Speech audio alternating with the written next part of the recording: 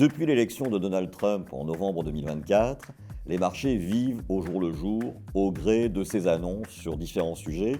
Le principal, parce que c'est celui qui a le plus d'impact sur les marchés pour les investisseurs, c'est le sujet des droits de douane.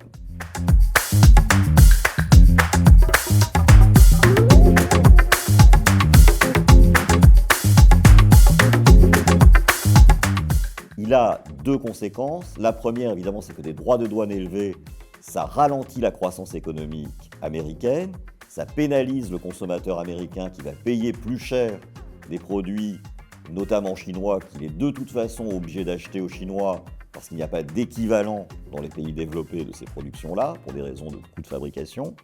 Et donc, ça pénalise, via le consommateur, la croissance économique. Le deuxième point, c'est que, évidemment, ça renchérit le coût de ces produits importés pour le consommateur américain, et donc ça va alimenter l'inflation. Et qui dit alimenter l'inflation, dit retarder le mouvement de baisse des taux directeurs de la Réserve fédérale américaine, et ça c'est quelque chose qui n'est pas très bon pour les marchés.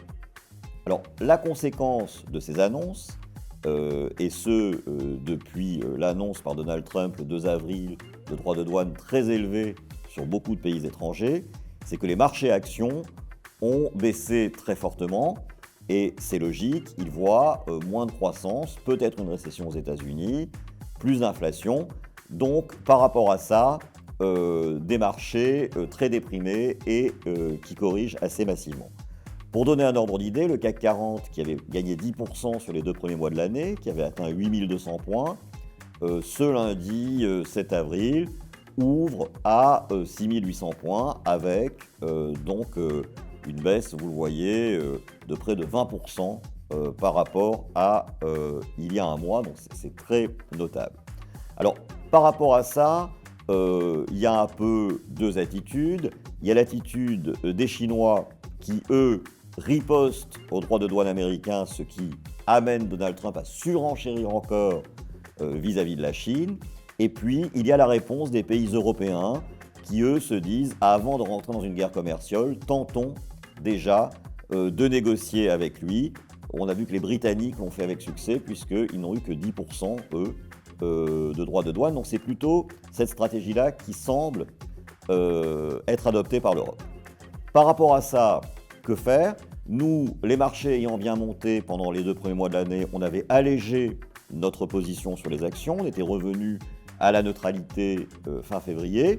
Et donc, face à cette baisse importante des marchés, ça nous incite à revenir sur les marchés d'actions, à racheter. Bien sûr, beaucoup d'incertitudes persistent. Et alors, à racheter quoi ? Eh bien, à racheter plutôt, pour le coup, des actions européennes, puisqu'on voit que l'Europe pourrait plutôt rentrer dans une phase de négociation, donc être moins pénalisée que la Chine ou les pays émergents qui, eux, semblent vouloir jouer le bras de fer.